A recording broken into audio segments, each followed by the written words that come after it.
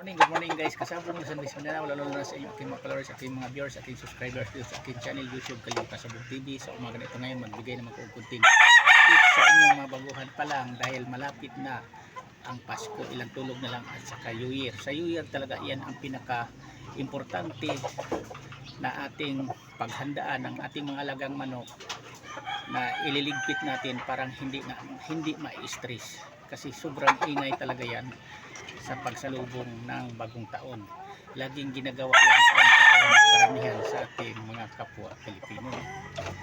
Itong ginawa kong content video para ito sa inyong mababuhan pa lang, parang makakuha kayo kunting idea kung ano ang dapat pamaraan na gagawin natin sa araw ng magsalubong tayo sa bagong taon, kasi parang hindi ma-stress, hindi magugulat, hindi matatakot ang ating mga alagang manok. Kung ang inyong manukan tulad nito na may mga punong kahoy, malayo sa kabahayan, malayo ang highway, walang problema yon kasi hindi sila natatakot sa ingay, hindi nila nasangab ang usok sa ano-ano man yang ginanap na paingay sa pagsalubong ng bagong taon sa mga kababayan natin. Pero yung pag-alaga nyo manok, kung ang manok nyo, ang bahay nyo malapit sa highway, kailangan na ilagay nyo sa karton, pagkarton sa manok dahil may butas yun, walang problema sa paghinga nila. Tapos ilagay nyo sa kilid-kilid sa sulok ng bahay nyo parang safety, o kaya may kulungan kayo, doon nyo ilalagay. Takipan nyo ng tila, basain nyo muna ang tila bago matakip. Yan ang pinaka-proteksyon sa pagsalubong natin sa bagong taon, na hindi mausukan ang mga manok nyo dahil masama ang idulot yung usok na yan.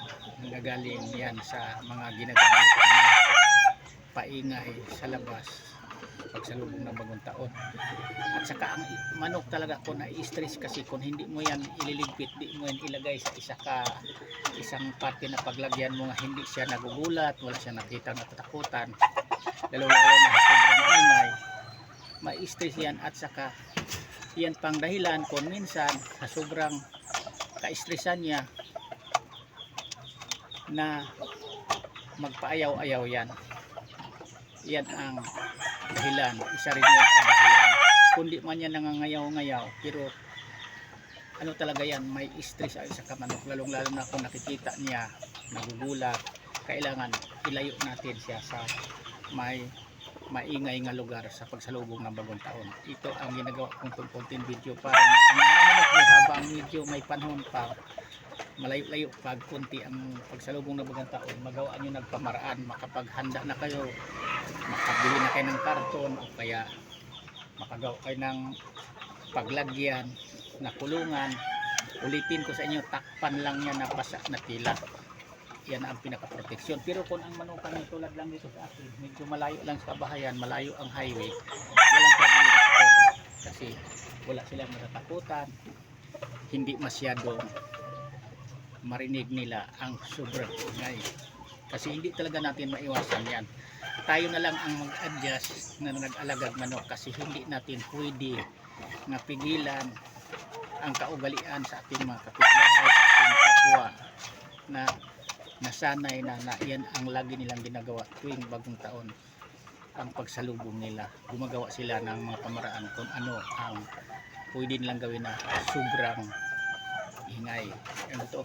Ginaganap kasi yan, maglabasan ng tao sa kalsada, hindi yan sa papasok.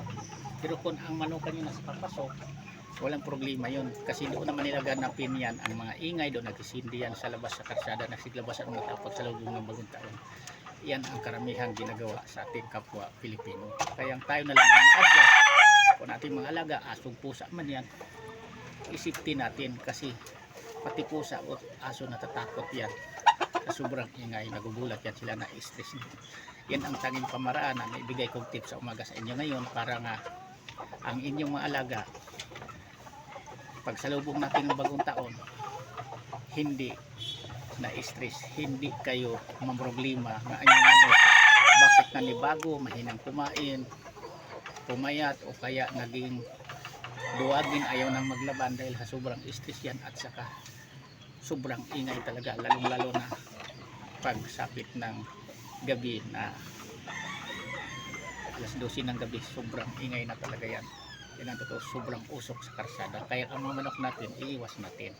Ulitin ko, takpan lang ng tila ang kulungan nyo na binabasa ng tubig. Protection yan sa usok na pumapasok sa pinaglagay ng manok. Yan lang, sana mayroon kayong kunting mapulot at matutunang mga baguhan pa lang na nag-alagang manok. Walang mawala sa inyo kung susundan nyo na lang ang aking sinasabi. Para sa inyo ito, ikabubuti ito sa inyong mga alagang manok, hindi ikabubuti sa alagang manok ko. Kasi ang mga manok ko, alam ko na kung anong mga pamaraan. Yung nasa bahay mga manok ko, yan lang ang gagawin ko nga. Ilagay ko sa karton o sa kulungan, takpan ko ng tilang may tubig, binasag tubig. Pero yun dito, walang problema dito, safety dito sila.